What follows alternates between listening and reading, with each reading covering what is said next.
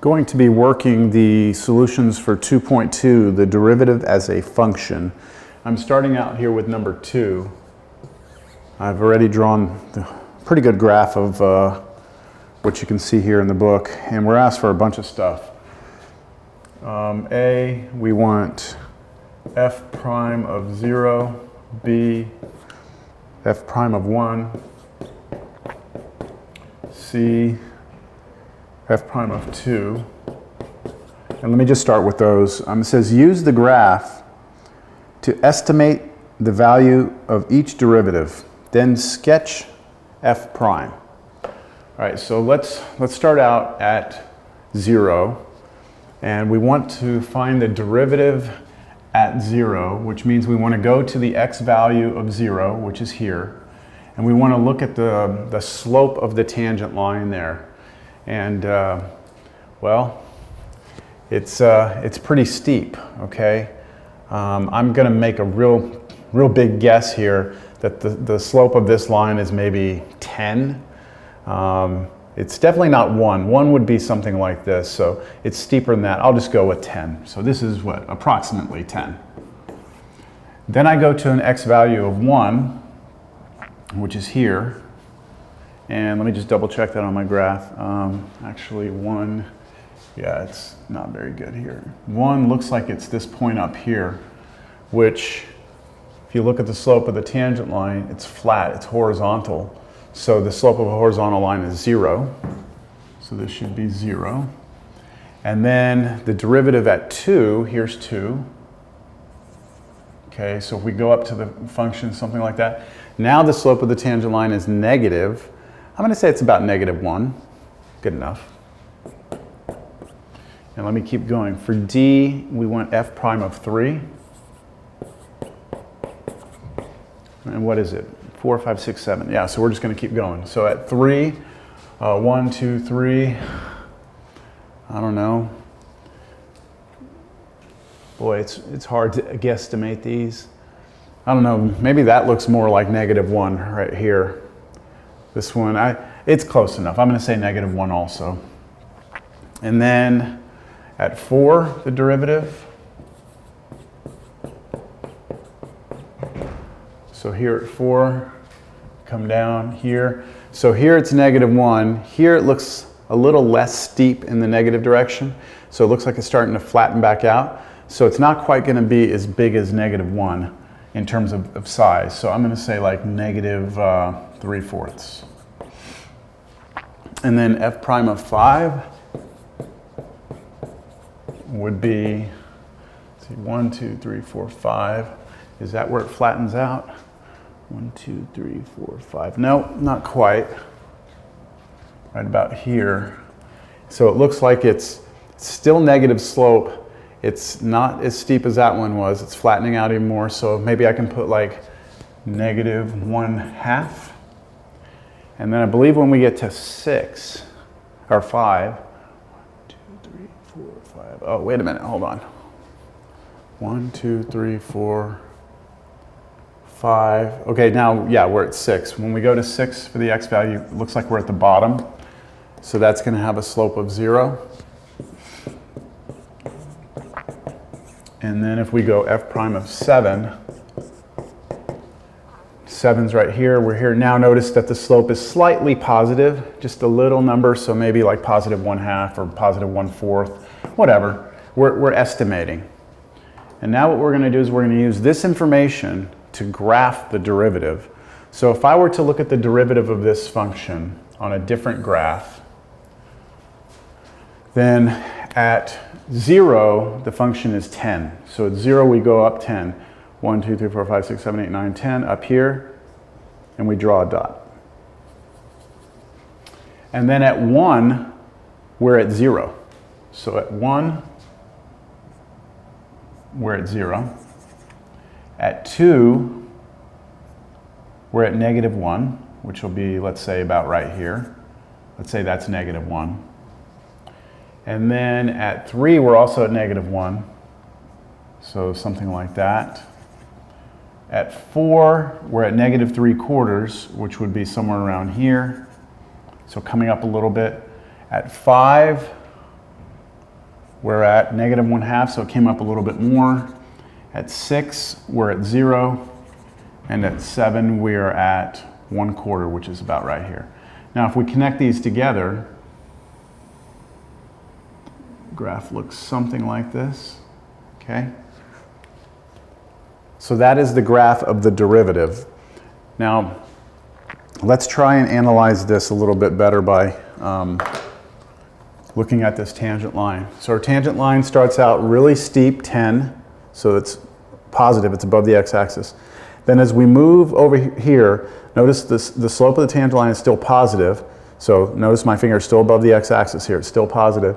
Until I get to 1, then it flattens out to 0, so I pass through the x-axis here. Now I'm going to start to have negative slopes. They go down till you get to negative 1, and then it starts coming and flattening back out towards 0, and then it gets to 0. Then once I get past this point, I start pitching up again, so the slope is positive. So whether or not the point lies above or below this x-axis here corresponds to whether or not this slope of this tangent line is positive or negative. Has nothing to do with whether or not this graph is above or below the x-axis. So there's your graph of your derivative. I left number 1 for you to do. Now, on number 3, it's a matching game. So I'm just going to pick maybe 2 of these and show. So let me pick, and I think I took, oh no, I didn't, okay.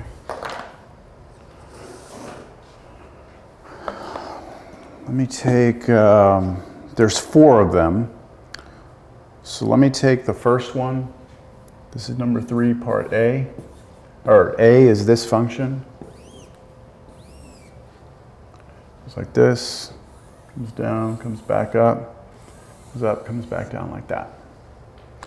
And we can assume those are like arrows like that. So I'm trying to match it up with its derivative. So I'm gonna below this try and graph its derivative. And here's where I'll start. I'm going to start at the points I know for sure, and that would be right here at this x value, which is this x value. The slope of the tangent line here is flat, so it's 0, so I know the derivative has a value of 0. Also here, the slope of the tangent line here is flat, so the slope should be 0. So when I graph at this x value on my derivative function, it should be here. And now let me just look at any other points that might be easy for me to get. How about at 0? The slope of this tangent line looks about 1. I don't know, the picture that's drawn there might be better. Maybe it's 1, maybe it's 2, I don't know. I'll just put it here. Let's just say it's about right there at 1. Okay, so I know those points for sure are on my derivative graph. And now let me look to the left of this point.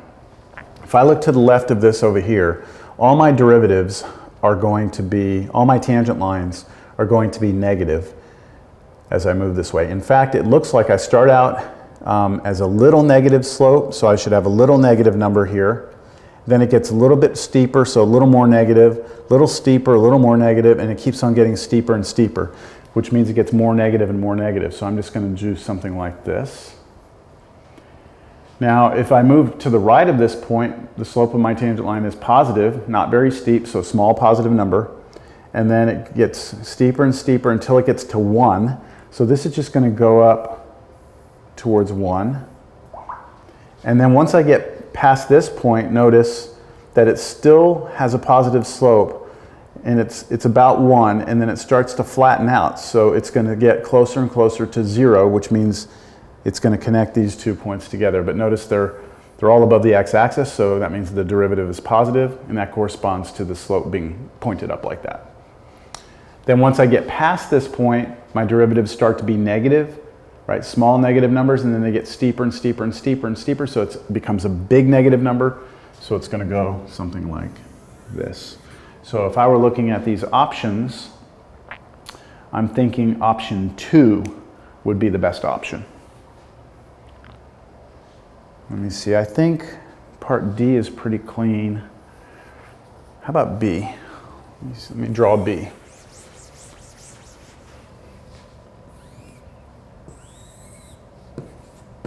For b, we have this kind of zigzag looking thing. That. Now those are straight lines. These are straight, straight, straight, sharp corners here. So when I look at my derivative, I want to keep in mind that anywhere that I have a corner, my function is not differentiable, so my derivative will not exist there. So I already know that right here, right, corresponding to that x value, and right here corresponding to that x value, my derivative should not exist there. Now, if I pick a point over here, any point here, anywhere on this line segment, any of those, the slope of the tangent line is actually just the slope of this line. It never changes. So as I move along this function, that derivative is always the same, which means that, well, if it's a positive number, which it is because it's sloped up, whatever positive number it is, it just stays that way. So to the left of this, I'm some positive number. Watch what I do here. I'm some positive number, and I stay that positive number the whole way until I get to this point right here. And then all of a sudden, my derivative flips over, switches, and becomes negative, and then stays that negative value the whole time. So it's some negative value. I don't know what it is. And it stays that way all the way until I get to here. It just stays that same flat line, or not flat, straight line. And then once I get to here, it switches up immediately again to a positive and stays that same positive the whole time. So it goes back up to whatever this was, because these look like they're parallel. And it just stays that the whole way. So that looks like our derivative, which is option 4. All right, and I'll let you try and get C and D. And let me move on to number, let's see, you have 5.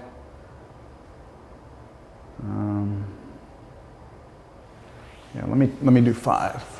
You should try all of these, by the way. You should try 4, 5, 6, 7, 8, 9, 10, and 11 on your own, just for practice. But I assigned this 5. So we go like this. Goes up. And then it comes down. And it looks like it tapers off like an asymptote here. All right, so I'm going to go and try and draw the derivative, do it below it. And I'm going to go to the point that I know for sure. This one looks like I have a slope of a tangent line of 0, so I know my derivative is 0. There. Now to the left, notice what happens. I start moving here to the left. I've got still positive slopes, but they're small slopes. So I should have small positive numbers. But as we move over more, it gets steeper, so those become big positive numbers, small positive numbers, Robert, sorry. Small positive numbers. And then as we move this way, I should get bigger and bigger positive numbers, so it should do something like this. Now, if I move to the right, I get small negative numbers, right? So I get small negative numbers, and it starts to get steeper, so it's going to get more negative. But right around here, it starts to switch back, turn the other direction, but it's still negative slopes, they're just not that big. And I keep trying to flatten out to 0, but I can't quite get there. Flatten out, I know my function is approaching 0, but the tangent lines are starting to try to flatten. So that means that the derivative is trying to get back to 0, but doesn't get there. So it looks like that.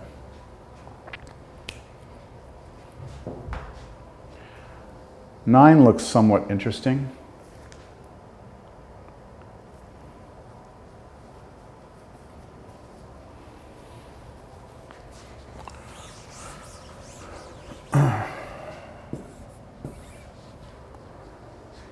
We've got kind of like a flattened out W here.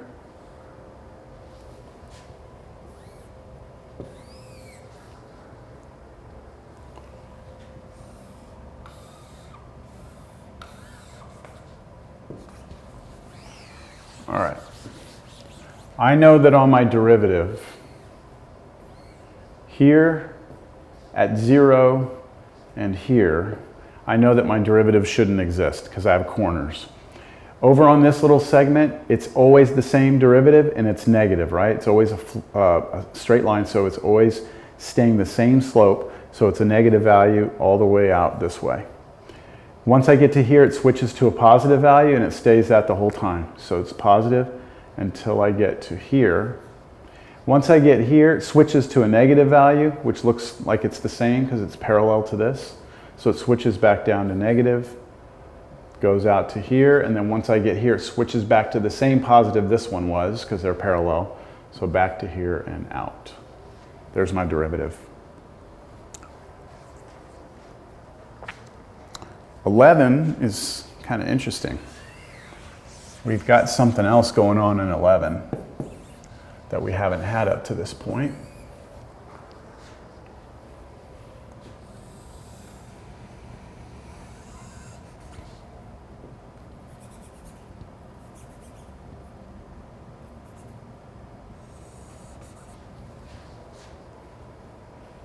Yeah, looks like that. All right, so let's talk about this. Let's talk about the derivative. Well, I don't have anywhere where it flattens out and I don't have any corners, but what I do have is right here at 0, it looks like the slope of the tangent line becomes vertical. So as I'm moving here, I start to try and straighten out, tries to straighten out, and we know that vertical lines don't have a slope, they're undefined. So over here, let's say right at this point, right, this x value, I have some positive slope. It's not very big, but it's some positive number. Okay, let's put it here.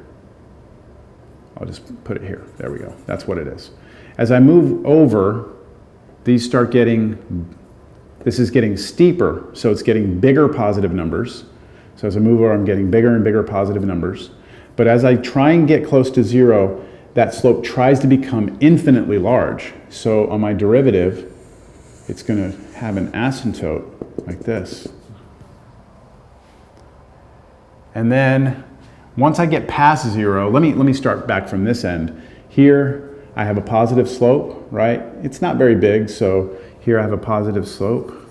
If I start moving backwards to the left, my slope gets more positive, more positive, more positive, and then eventually again tries to become an infinite slope. So as I move to the left, I get bigger positive numbers, and it gets more, it approaches an infinite slope, so it goes like this. So that is the derivative of that function. All right. 13, I think that's something, I like to leave the word problems for you to try and figure out. Let's get to 19.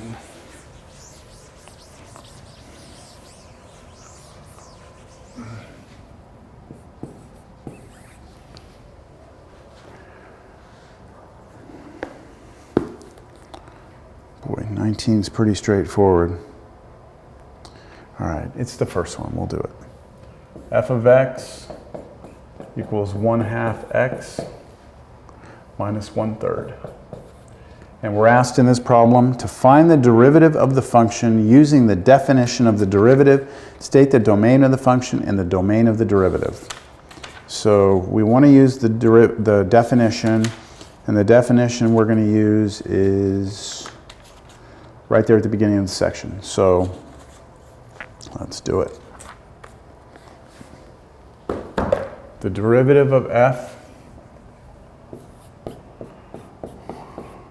is the limit as h goes to 0, f of x plus h minus f of x all over h, which means we want to take the limit as h goes to 0. Now we're going to plug x plus h into this function. So 1/2 times x plus h minus 1/3. That's plugging x plus h in here. Minus, now we want to plug x into there. Well, that's just that. So I want to subtract, and be careful, parentheses, the whole thing. All over h, limit, h goes to 0, distribute, 1/2 x plus 1/2 h minus 1/3 minus 1/2 x plus 1/3 all over h. 1/2 x cancels, 1/3s cancel. you're left with 1/2 h over h. The h's reduce out, and all you're left with is 1/2. So you have a constant. That's all that's left. And the limit of a constant is the constant, so you get 1/2. And this makes sense because this is a line. And since you have a line, the slope of the tangent line should be the same as the slope of the line, and the slope of the line is 1/2. So it makes sense that that would be our answer. We have the same slope regardless. Now let's look at 20. By the way, the domain of that function was everything, and the domain of the derivative is everything. Because it was a polynomial, it was well behaved. You don't have any issues. We'll have some issues later on as the functions become more complicated. I think maybe, I think that you can handle 20 and 21, all right? Because I did enough of those in the past, different versions, that I'm pretty sure you can get those. Let me get to the more interesting stuff like 22.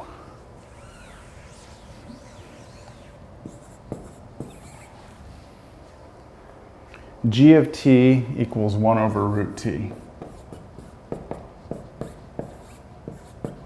First, let me talk about the domain.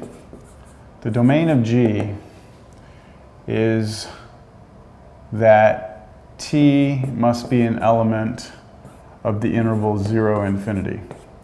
In other words, t must be bigger than 0, and of course less than infinity. Because you have a root, right? You can't plug any negative numbers in, and you can't plug 0 in here because then you would have division by 0. So we've got to just have t's be positive numbers. You could also write t is greater than 0. All right, so that's a domain. Now, let's get the derivative.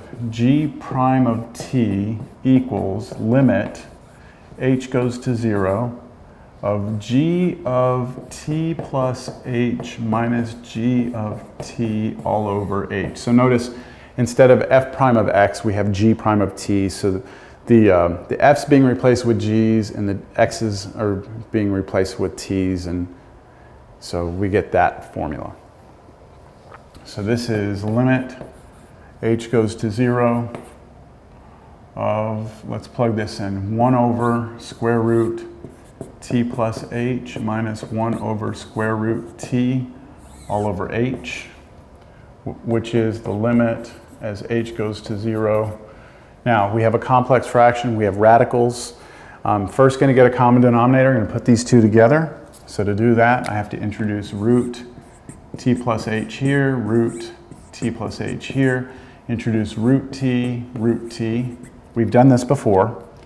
Put the numerators together, you should get root t minus root t plus h over the common denominator, which is root t times root t plus h. I'm not going to put those together. All of this over h. And we still have a problem if we let h go to 0. I don't know why I put 4. Probably because it's Friday.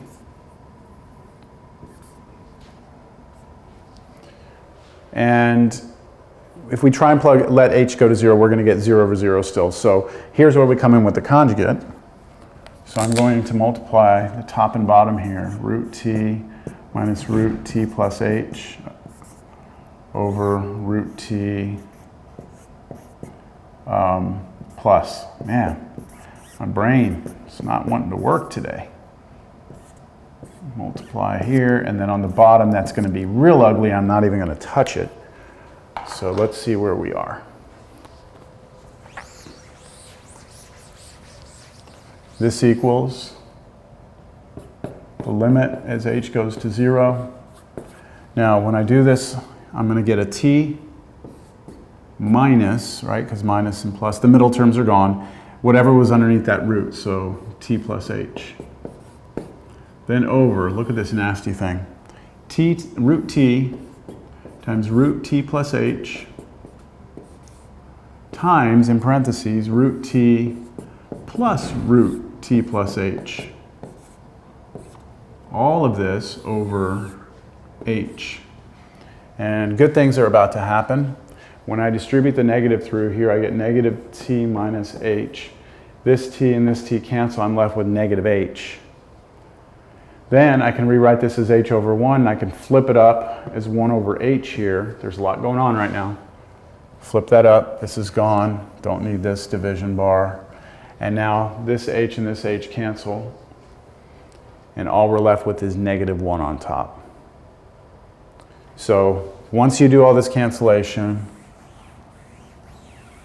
this will just be negative 1. Just saving myself some time by erasing. And now I let h go to 0. So if h goes to 0, that goes away, and that goes away, and I'm left with no more limit, negative 1 over root t times root t again, times, in parentheses, root t plus root t. So root t times root t is just t, and then root t plus root t is 2 root t. And so we have negative 1 over 2t root t. And you can look at the t root t as being t to the first power times t to the half power. And if you add the exponents, you get 3/2 power. So you could also put negative 1 over 2t to the 3/2. Both of these are good answers. You could even, if you want, although this would be very unnatural for you to want to do this at this point, you could write this as 1/2 t to the negative 3/2. Because you could bring this up, and that would make it a negative exponent, and then you could rewrite the negative 1 over 2 as a negative 1/2. I'm going to box this because we will see that later.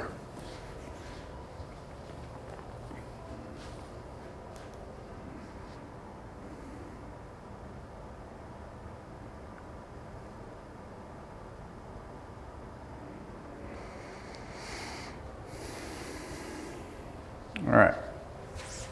Let's move on to number 23.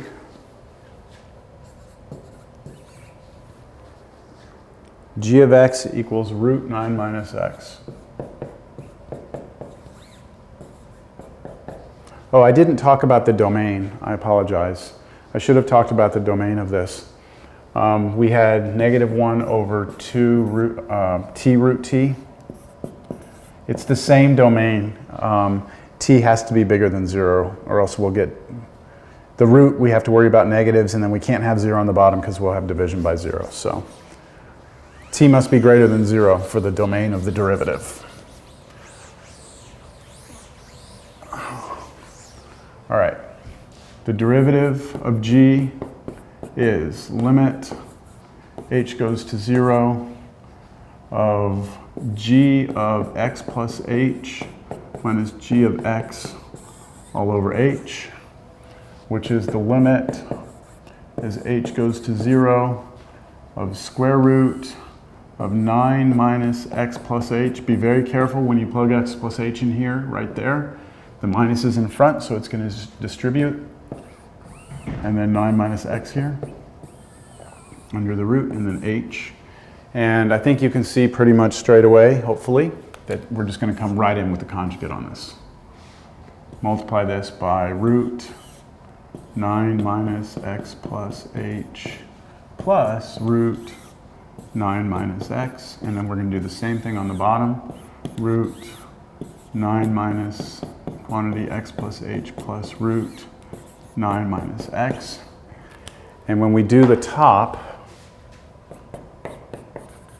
multiplication, the middle parts go away, so it's just this root and this root, which means everything goes away, or the roots go away. And then the last one will have a minus, and then whatever was under the root. So in parentheses, 9 minus x. And then we had this ugly denominator, which had the h in it, and then this parenthesis, and then all this. Root 9 minus x plus h, and then plus root 9 minus x. And let's see, we should get some nice cancellation up top. I'll write this again, limit h goes to 0. Let's see, 9 minus x minus h minus 9 plus x over h, parenthesis, root 9 minus the quantity x plus h, plus root 9 minus x. The 9's are gone, the x's are gone. You get negative h on top, h on the bottom. These cancel, you're left with the negative 1 on top. So let's do negative 1 over, we're going to take the limit now, negative 1 over, let's let all our h's go to 0. So if this h is 0, this is just x, 9 minus x root, okay, plus 9 minus x root. So we have two exact copies of each other. So this is just going to be 2 of the square roots of 9 minus x, right there. All right, let's talk about domain here. On the domain, the original function g, notice that the domain is that we just can't have a negative under here. So 9 minus x must be greater than 0, which means that 9 must be greater than x. Strictly greater, so on a number line, 9, x must be smaller than that, so it's everything over here. Oh, I'm sorry, greater than or equal to. We can have 0. 0, square root of 0 is fine. 0, so it's everything over there. That's the domain of g. But if we look at the derivative, because this root appears in the denominator, this can't be 0. So the domain of this is the same as that, except we don't have the equality. You just have the strict inequality that x must be less than 9. Okay, that's it for that.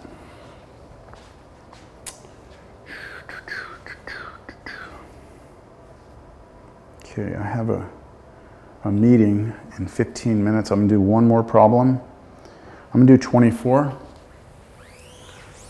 24 looks pretty nasty. F of x is x squared minus 1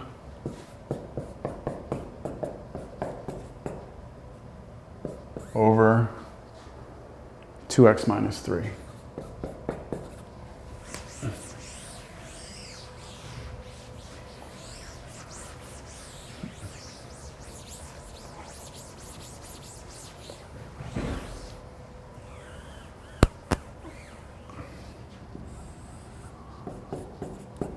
All right, let's do it. The derivative of f is the limit as h goes to 0 of f of x plus h. So I plug x plus h into this. X plus h squared minus 1 over, oh, ugly, 2 times x plus h minus 3. So I replace that with x plus h, that with x plus h.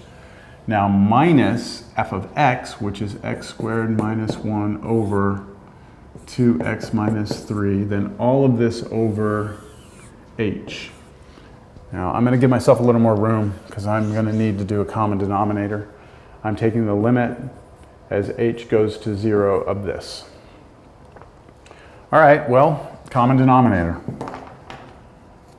I need this and this to appear. So let me do this one over here. I'll do 2x minus 3 here, 2x minus 3 here. Over here, this is going to be really ugly. This is going to be 2 times x plus h minus 3 over 2 times x plus h minus 3, top and bottom. And I'll be distributing through. It's going to be nasty. All right. Here it is. I have the limit as h goes to 0. This times this, let me write that down, 2x minus 3 times this thing. Now, I'm going to need to expand that out, I think. So let me, well, should we? I don't know if we should. I guess we will. Let's expand that. X plus h squared, you go do that on your own, blah, blah, blah, blah. We'll get x squared plus 2x plus h plus h squared. Then we still have minus 1. And then over here we have minus, because we're putting these two numerators together, x squared minus 1 times this thing, I'm going to distribute the 2 through, 2x plus 2h minus 3. All of this over this really ugly denominator, 2x minus 3 times 2 times x plus h minus 3. That's the common denominator.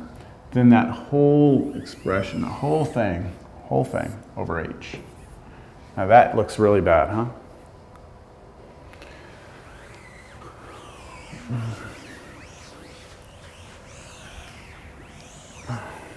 This equals the limit as h goes to 0. Now what I'm going to do is multiply this times this. So I'm going to do a 2x through to each of those, like that. Let me do that first. So 2x times x squared is 2x cubed. 2x times 2xh is 4x squared h, and it's positive. 2x times h squared is going to be 2xh squared, and 2x times negative 1, negative 2x. So that's the 2x pass through. Now the negative 3 has to pass through. So negative 3 times x squared is negative 3x squared. Negative 3 times 2xh is negative 6xh. Negative 3 times h squared is negative 3h squared.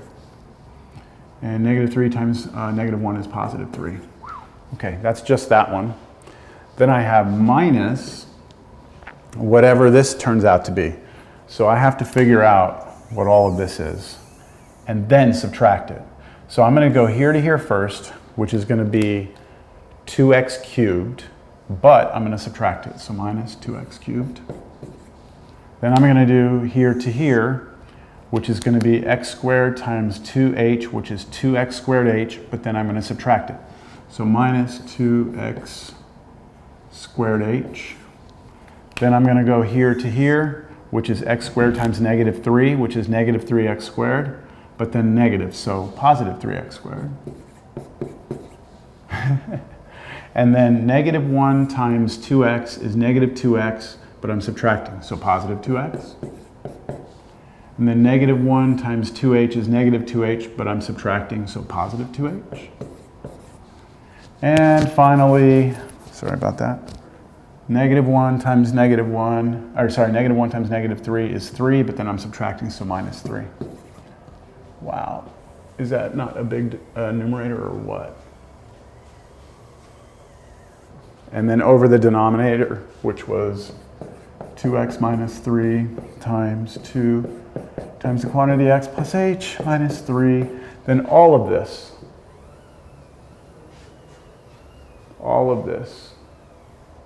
over h.